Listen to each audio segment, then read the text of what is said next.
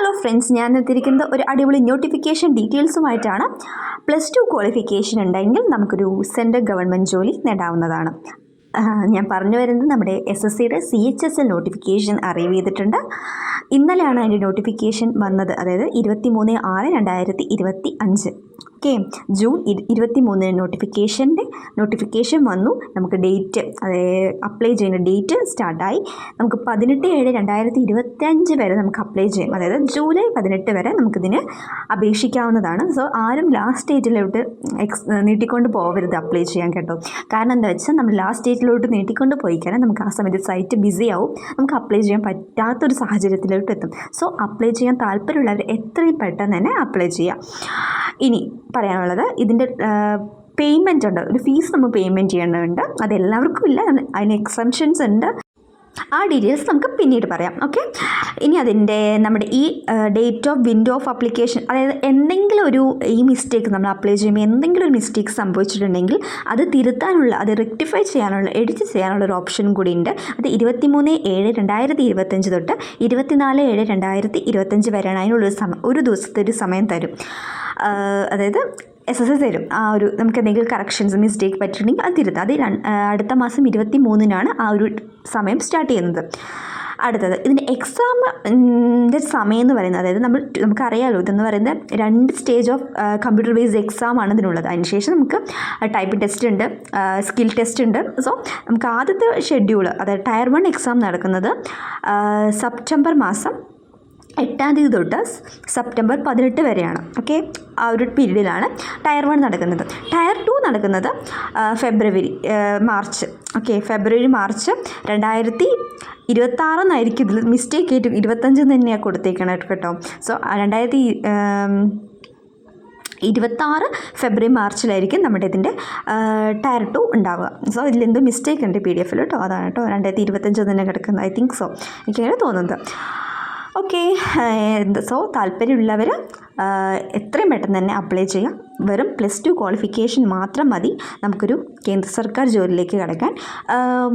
അത്യാവശ്യം ഒരു പ്രിപ്പറേഷൻ ആവശ്യമാണ്. കുറച്ച് പ്രിപ്പയർ ചെയ്തിട്ട് നമ്മൾ എക്സാമിലേക്ക് പോവുകയാണെങ്കിൽ നമുക്ക് ക്രാക്ക് ചെയ്യാൻ പറ്റും.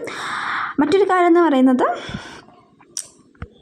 പിന്നെ ഇതിൽ ഇമ്പോർട്ടൻ്റ് ആയിട്ട് പോസ്റ്റ് എന്ന് പറയുന്നത് ലോവർ ഡിവിഷൻ ക്ലർക്ക്, അതുപോലെ തന്നെ ഡാറ്റ എൻട്രി ഓപ്പറേറ്റർ, അതുപോലെ data entry operator grade A എന്ന് പറയുന്നത്. ഇനി അടുത്തത് ഇതിൽ എത്ര വേക്കൻസി ഉണ്ടെന്ന് വെച്ചാൽ 3131 വേക്കൻസിയാണ്. ഇതെന്ന് പറയുന്നത് ടെൻറ്റേറ്റീവ് ആണ്, വേക്കൻസി കൂടാം, ഇതിനുള്ള ചാൻസസ് ഉണ്ട്. അപ്പോൾ ഇപ്പോൾ വേക്കൻസി എന്ന് റിപ്പോർട്ട് ചെയ്തിരിക്കുന്നത് 3131 വേക്കൻസിയാണ്. ഓക്കെ, ഇനി നമുക്ക് അടുത്തതായി നോക്കാനുള്ളത് ഏജ് ലിമിറ്റാണ്.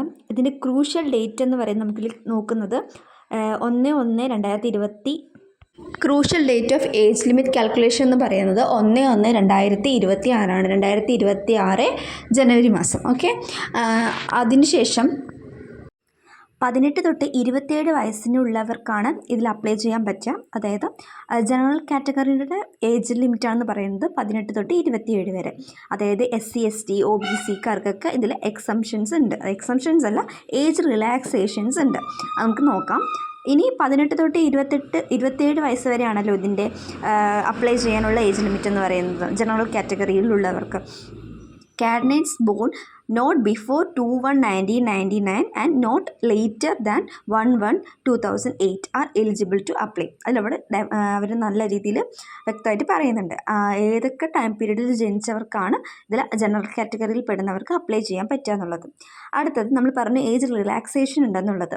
അപ്പോൾ SC ST-കാർക്ക് 5 വർഷത്തെ ഏജ് റിലാക്സേഷനും OBC-കാർക്ക് 3 വർഷത്തെ ഏജ് റിലാക്സേഷനും PWBD അൺറിസർവ്ഡ്കാർക്ക് 10 വർഷത്തെ ഏജ് റിലാക്സേഷനും PWBD OBC-കാർക്ക് 13 വർഷത്തെ ഏജ് റിലാക്സേഷനും PWBD SC ST-കാർക്ക് 15 വർഷത്തെ ഏജ് റിലാക്സേഷനാണ് ഉള്ളത്. അതിനുശേഷം ഇവിടെ എക്സ് സർവീസ്മാനെ കുറിച്ചും കുറച്ച് വേറെയും ഏജ് റിലാക്സേഷൻ്റെ കാര്യങ്ങൾ ഇവിടെ പറയുന്നുണ്ട്. നിങ്ങൾ PDF നോക്കിയാൽ മനസ്സിലാവും.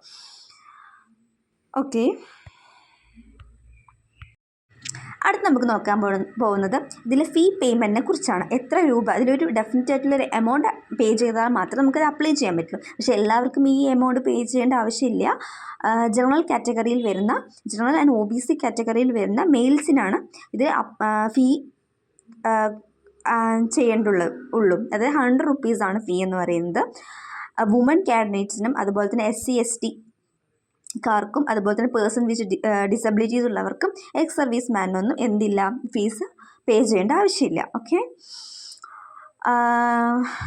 അതുപോലെ തന്നെ ഓൺലൈൻ ഫീ പേയ്മെൻറ്റിൻ്റെ paid by candidates up to 19/7/2025, അതായത് ജൂലൈ മാസം 19-ാം തീയതി വരെയാണ് ഫീ പേയ്മെൻറ്റിൻ്റെ ടൈം എന്ന് പറയുന്നത്. ഓക്കെ, ലാസ്റ്റ് ഡേറ്റ് എന്ന് പറയുന്നത് ഫീ പേയ്മെൻറ്റിൻ്റെ കേട്ടോ. ഓക്കെ, നെക്സ്റ്റ് നമ്മൾ നോക്കാൻ പോകുന്നത് നമ്മുടെ കേരളത്തിൽ എവിടെയൊക്കെയാണ് എക്സാമിനേഷൻ സെൻറ്റേഴ്സ് ഉള്ളതെന്നാണ്. ഇവിടെ കേരള കർണാടക റീജിയനിലാണ് നമ്മുടെ കേരളത്തിൻ്റെ വരുന്നത് കേട്ടോ. അപ്പോൾ നമ്മുടെ കേരളത്തിൽ നമുക്ക് എക്സാം സെൻറ്റേഴ്സ് ഉള്ളത് എറണാകുളത്തുണ്ട്, അതുപോലെ തന്നെ കൊല്ലത്തുണ്ട്, കോട്ടയത്തുണ്ട്, കോഴിക്കോടുണ്ട്, തൃശ്ശൂരുണ്ട്, തിരുവനന്തപുരമുണ്ട്, അതുപോലെ തന്നെ കണ്ണൂരുണ്ട്. ഇത്രയും സ്ഥലങ്ങളിലാണ് കേരളത്തിൽ നമുക്ക് എന്തുള്ളത്, എക്സാം സെൻറ്റേഴ്സ് ഉള്ളത്. ഓക്കെ.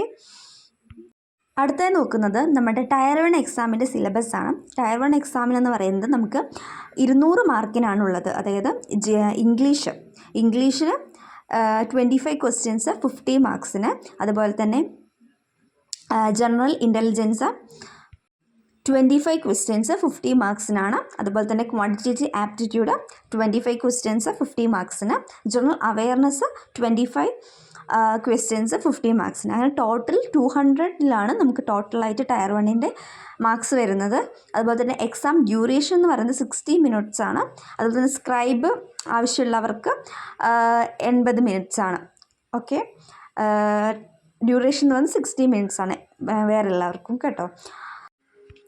ഇത്രയും ഡീറ്റെയിൽസാണ് നമ്മൾ ഈ വീഡിയോയിലൂടെ പറഞ്ഞത്.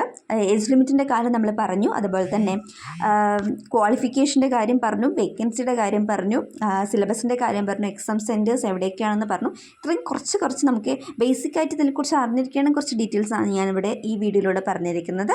ഇതിൻ്റെ ഡീറ്റെയിൽ വീഡിയോ ആയിട്ട് നമുക്ക് ഇനിയും വരാം. അതുപോലെ തന്നെ എങ്ങനെയാണ് അപ്ലൈ ചെയ്യുക എന്നതിൻ്റെ വീഡിയോ ആയിട്ട് ഉടനെ വരുന്നതാണ്. So bye, Tata.